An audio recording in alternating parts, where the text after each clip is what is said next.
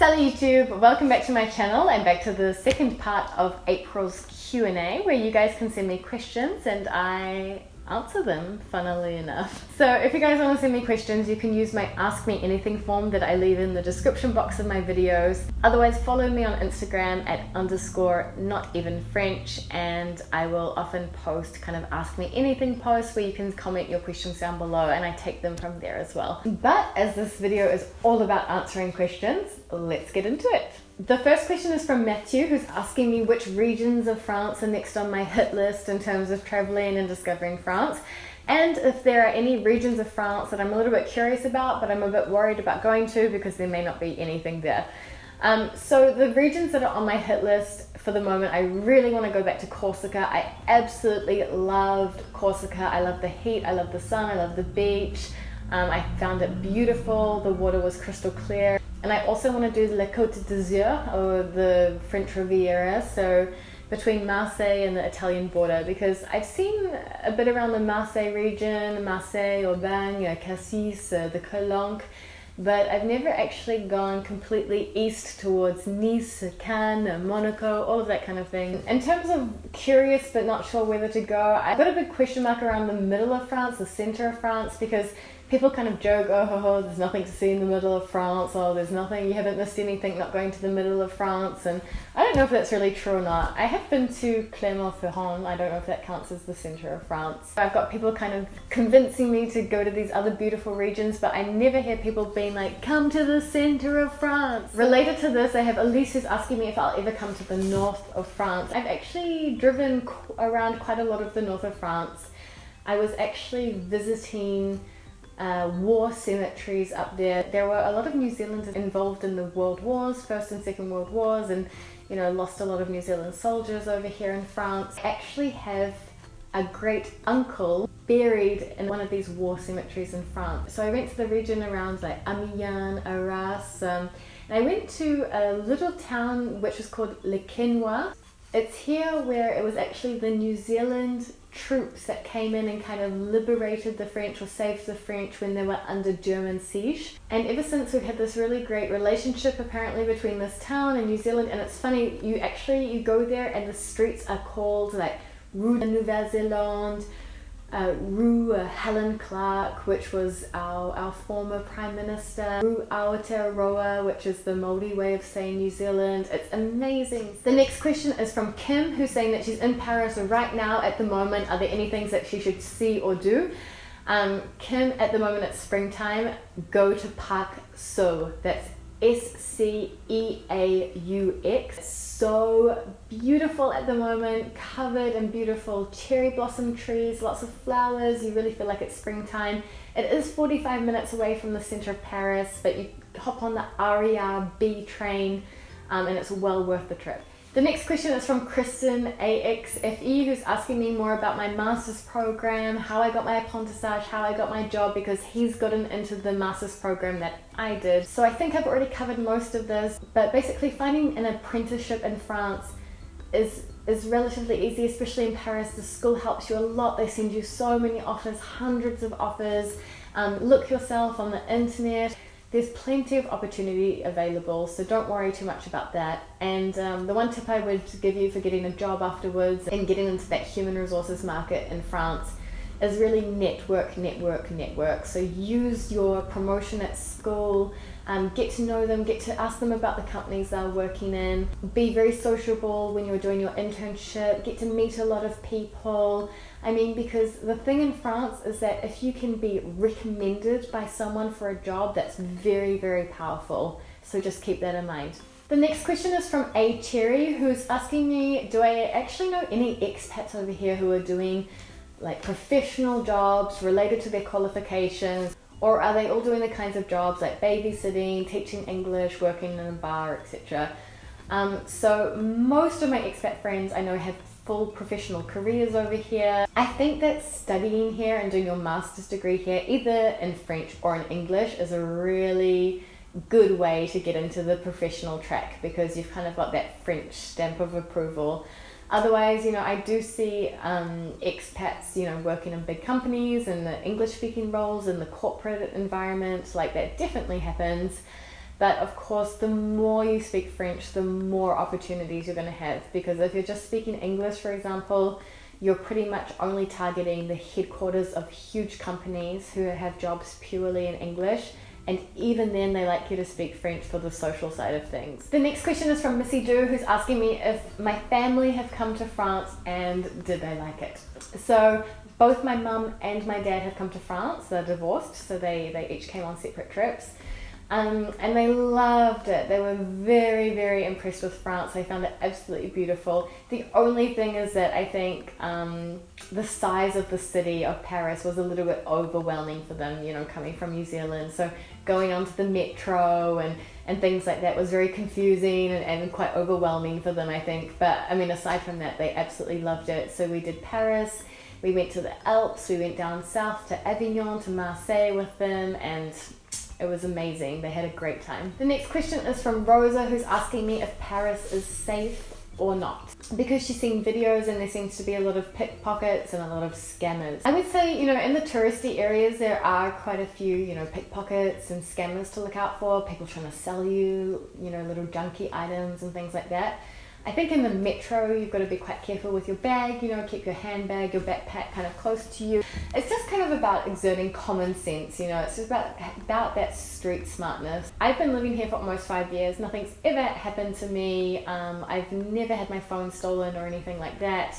But yeah, you've got to have your wits about you, definitely. You've kind of got to be on high alert. Outside of the metro, outside of the touristy areas, you never really encounter scammers and that kind of thing. If people approach you asking you to sign something, or people approach you asking to play some kind of street game with them or whatever, just refuse and move on in the more touristy areas. And you're not really going to get any of that in the non-touristy areas. One thing I will say is that not necessarily unsafe, but you can be made to feel unsafe because there's quite a lot of creepy guys here.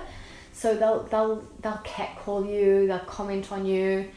You may walk past them and they'll be like, ouais, or like, bonsoir, mademoiselle. Have your wits about you, you know, if you're a female traveling alone, or even just two females, you know, don't go out by yourselves late at night, walking around areas that you don't know. Obviously, like any big city, there's more dodgy areas than others, like around the train stations and stuff, it's usually a bit dodgy. So just have your wits about you and you'll be absolutely fine. The next question is from Soph B, who's asking me what my favorite thing to do is in the city. And it's to be a flâneuse. Flâner is the verb to just wander around aimlessly with no specific goal or purpose, but just for the pleasure of it. And really, I love doing this in Paris, and all of my friends do as well. It's like, what did you do on the weekend? We just went for a walk, we went to a park, we walked around, we discovered the neighborhood.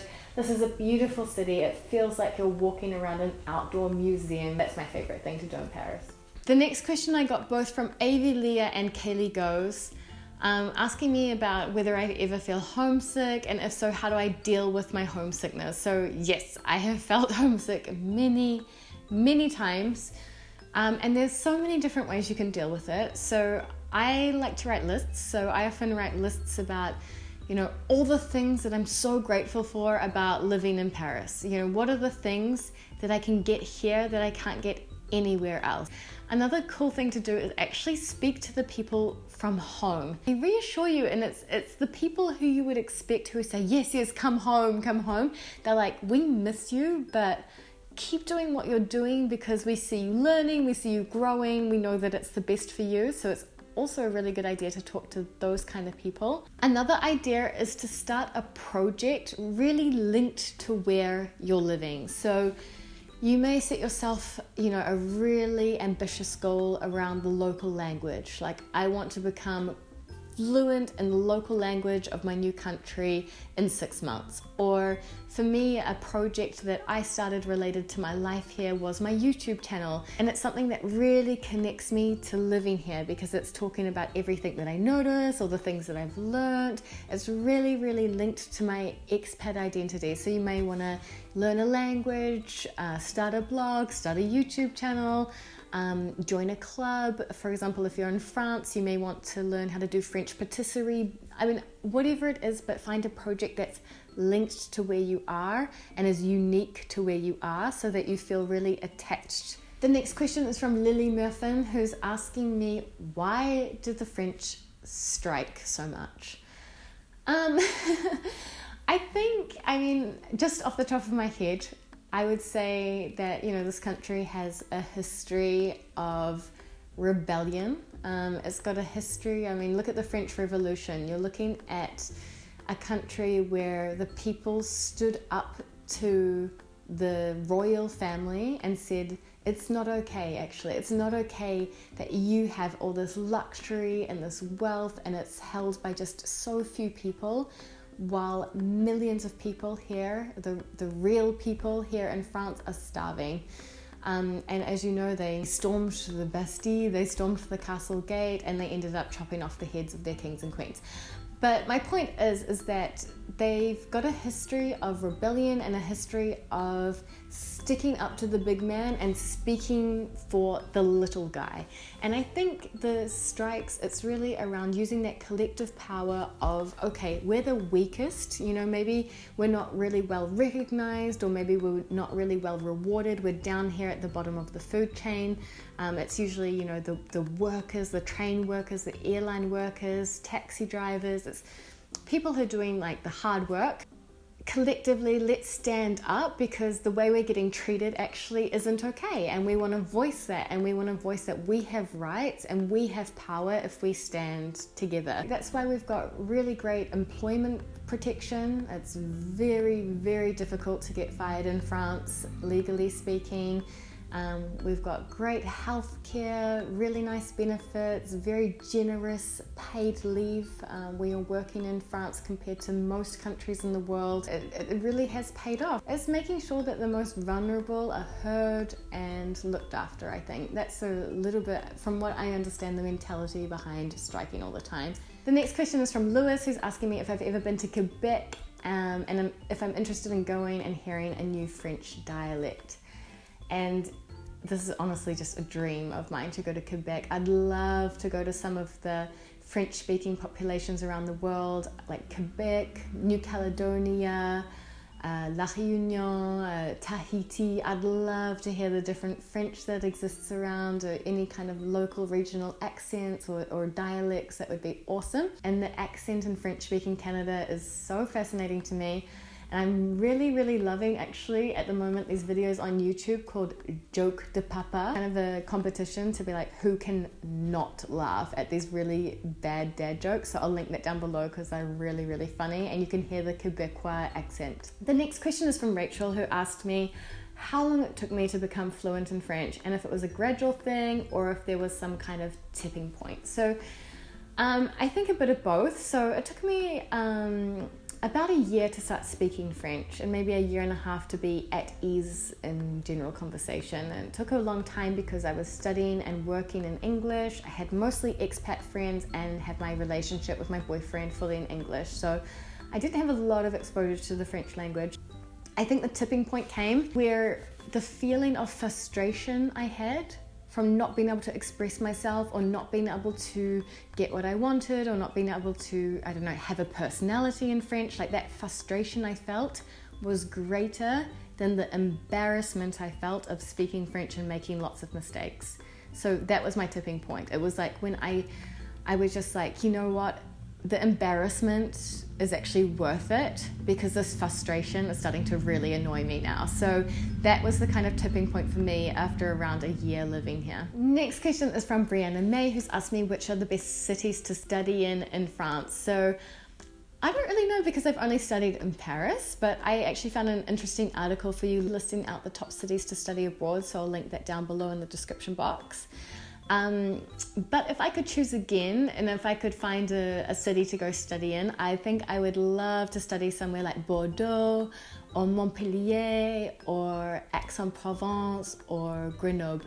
I think those would be my choices. The next question is from Ginger Lily, and she's asking me if I had a problem with small talk in France, because in England, for example, you talk a lot about the weather, and that's an easy go-to topic for small talk. For this one, weather works in France as well, definitely. Weather is definitely a thing here. The thing that you're forgetting is that you can play the foreigner card, and the foreigner card is you're not from France, so you're instantly interesting. So you can prepare things about where you come from, why you're in France. You can ask the other person where they're from. But you'll find in general, I don't think the French are that very hard to talk to. They like talking, and they chat a lot, and they're very good at making small talk actually. They'll probably ask you lots of questions, so wouldn't stress about that at all. The next question is from Lisa, and she's asking me if I kind of like struggle with general references, pop culture references, movies, art, cinema. I guess my answer to this is that you've just got to stay really curious. So if someone makes a reference or a joke and you don't get it, you can always put your hand up and be like, oh, is that like from a movie or something? Can you explain that to me? And the other thing is to ask, French friends, what are the classic, like the reference movies? And you'll find that there's kind of a core list of about 10 that you can start with. Even though it's a little bit late and you didn't grow up with it and it's not really the same, if people kind of quote things or make jokes, at least you're going to be able to get the reference. The next question is from French Fancy 14, and she's asking me what I miss the most about New Zealand, and I've actually done a whole video on this, so I'll link it up here. But I'd have to say it's the really friendly, optimistic attitude of people, the really yes people, let's get on with it, let's do it kind of people in New Zealand, and of course the nature. I really miss walking, swimming, going to the beach, just that access to the sea, I think that I miss a lot. I have a question from both Katie and Alice, who asked me how long I formally studied French before I could speak French at the level that I do now, or did I study it at high school in New Zealand? And the answer is no. Unfortunately, it's not compulsory to study languages in New Zealand until the end of high school, so I didn't study French at all. I did 8 weeks at Alliance Française in New Zealand to kind of get the basics of grammars down, but otherwise, apart from a few weeks here and there, maybe once a year I'll take a French tutor for maybe 4 to 6 sessions or something like that, but other than that, I'm fully self-taught. The next question is from Music Speaks to Me, and she's asking me if my colleagues know about my YouTube videos and if anyone wants to kind of jump into my YouTube videos or how they react to that. So all of my colleagues know about my YouTube videos, a lot of them watch them, so hi colleagues. So that's, I was really open about that. You can't really hide it once you put yourself on the internet. And they're all super supportive, but I have to admit that I'm always asking them to come in my videos. I think people feel a little bit uncomfortable on video, which is completely natural. I did too at the beginning. When I ask them, usually people are like, oh, okay, if you think I'd be alright, So. Cool guys, so that's it for part 2 of the April Q&A. I hope you guys like that. If you have any questions for me, don't hesitate to use the Ask Me Anything form in the description box below. And otherwise, I'm going to see you guys for next video Wednesday. A bientôt!